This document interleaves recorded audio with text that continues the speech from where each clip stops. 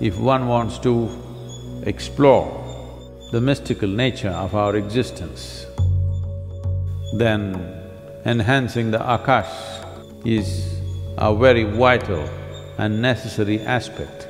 Once there is a certain amount of mastery over the five elements, one will find there is no such thing as what is inward and what is outward.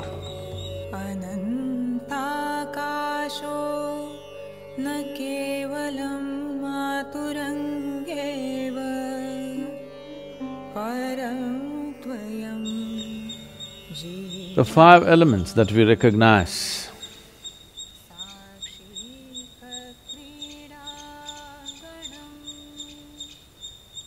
as the basic ingredients of life, this elemental magic, I'm calling it elemental magic because just with five things,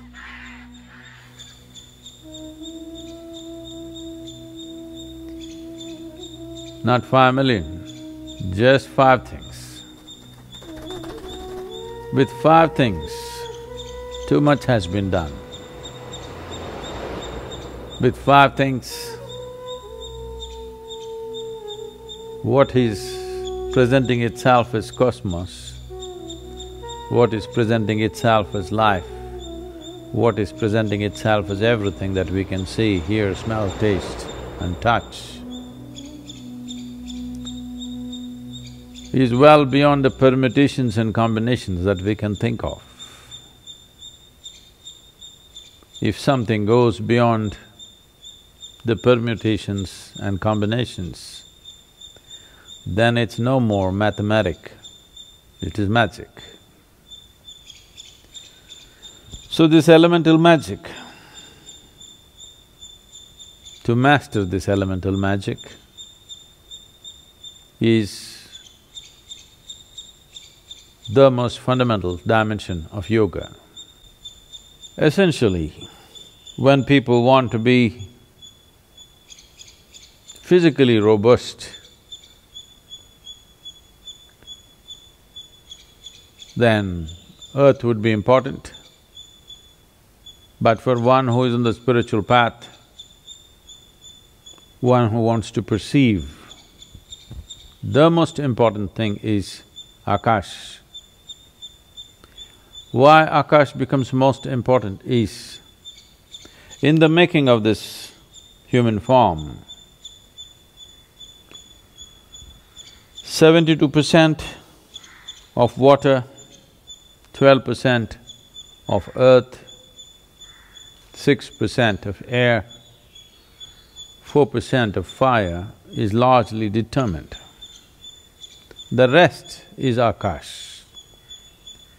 When we said rest, we did not mean 6%, we said rest. Now, if you increase the proportion of Akash within the system, if you increase the proportion of Akash in the larger scape of who we are, then our ability to perceive is tremendously enhanced.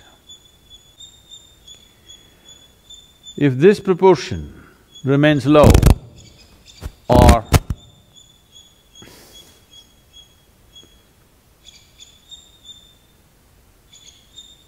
Akash is at its minimal in one's making, then their ability to perceive will be very minimal.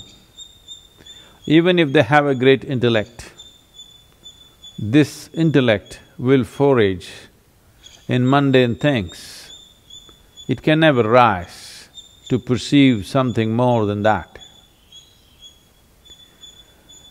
So in this context, one important aspect of spiritual progress,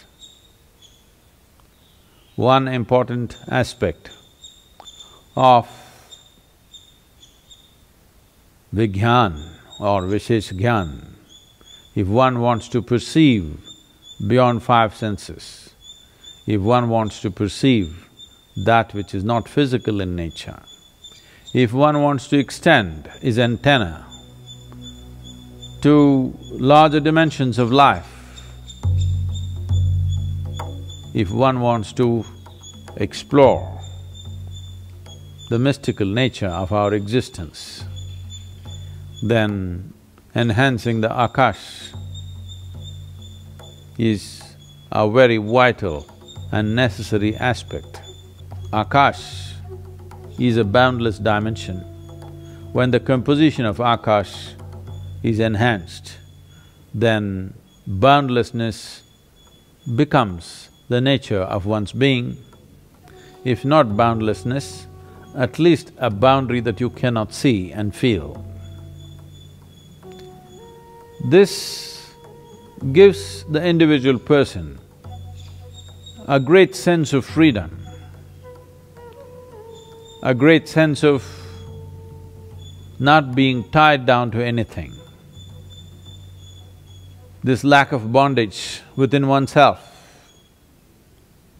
is an essential amount of space that one needs if they want to have some mastery over these 5 elements.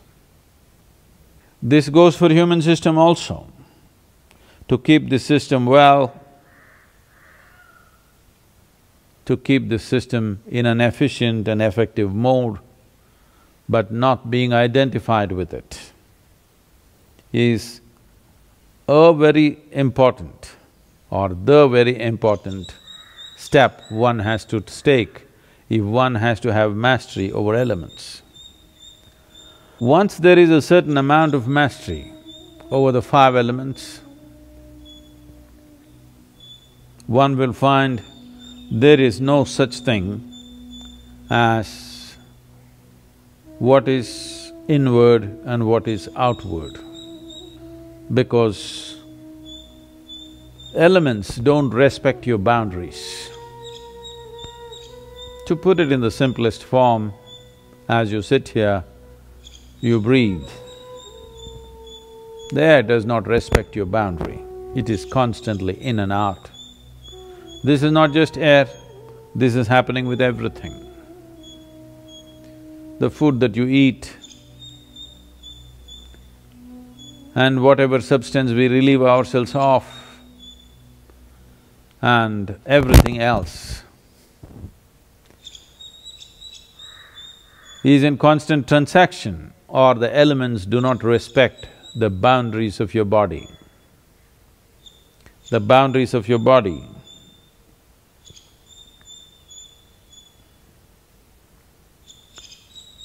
are only for your psychological comfort, but the 5 elements have no respect for that, and they anyway transact without your permission.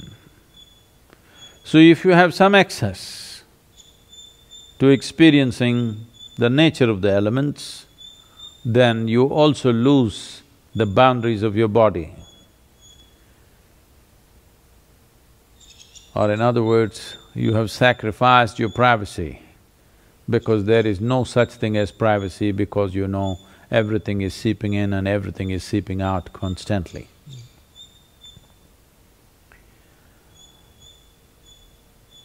When one wants to gain mastery, one of the things that are commonly done is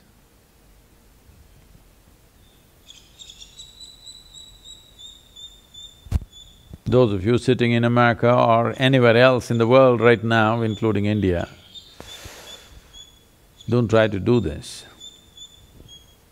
You will see the spiritual movements of the past, whether you take the yogis like the Nagas or the Gorakhnathis or the Jains, one of the things that they do at the basic level of sadhana is, first thing is to expose themselves to elements, because They want the transaction to happen freely. As today, walking around naked in the world is not a possibility, though in India it is still in practice. You will see thousands of them walking naked, not bothered about the social norms. That is not a possibility for all of you. So one simple thing that you can do is move to a looser level of clothing. Well, you may not look shapely, but there is no shape to you on the elemental scape. It is in constant transaction. To facilitate this, to be able to be conscious of this, one important thing is there is a little bit of space between your body and what you wear, that it is not tight-fitting clothes. This is one step that one can take to… If you pay attention, you will see beyond this breath, a whole lot of transaction is happening constantly across the body. If one pays enough attention to this transaction, then one will also slowly understand the nature and the composition of the elements within us, then enhancing one dimension or increasing the Akash in the system through appropriate practice becomes a possibility. And of course, once I say this, the first question is, Sadhguru, what is that practice? Practice doesn't come first, attention comes first. By attention, if one knows that there is transaction, not by intellect, but by attention, if one knows that there is a transaction, then how to tweak the transaction in our favor is something we can do. First thing is to take charge of the most obvious transactions. The most obvious transactions are breath, food, consumption of water, and the temperature of the body, and the temperature outside. These are the most obvious transactions. Just pay a little more attention to these obvious transactions. It always amazes me how breath, which is such an obvious transaction, and it doesn't happen quietly, it moves the entire body. But most people never ever notice it. If you can't notice your breath, how to notice anything subtler than that? Because breath is a noisy activity, it is happening. If you bring attention to these things, how you eat, how you drink, how you breathe, how you touch everything that you touch, you will see the experience of life will rise to a completely different level. These simple things most human beings are not doing. They're gulping down what they eat and drink, they breathe completely unconsciously, they touch anything and everything without knowing what they're touching or feeling it. Largely it's happening like this for most people. If you bring awareness to that, if you bring… let me not even use the word awareness because it means many things to many people, bring more attention to that. If you are far more attentive to these things, then without slowing down anything, this is important. Because people think that when you're breathing, you should not be doing anything else, just you must be breathing. When you're eating, you must be eating, when you're drinking, you must be drinking.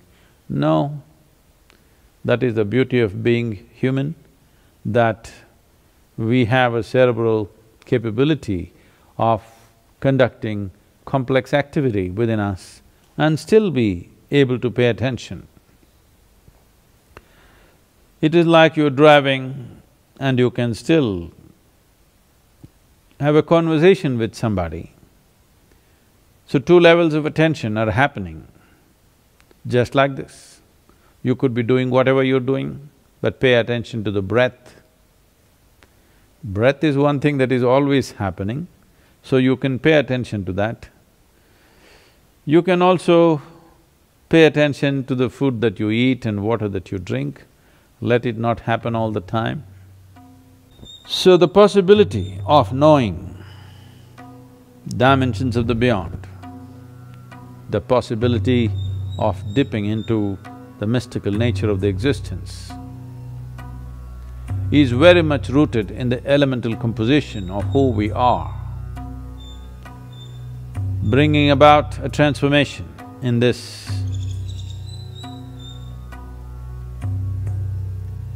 can do fantastic things to you, but one must also understand that fantastic things can also turn your life upside down. That is the nature of fantastic things.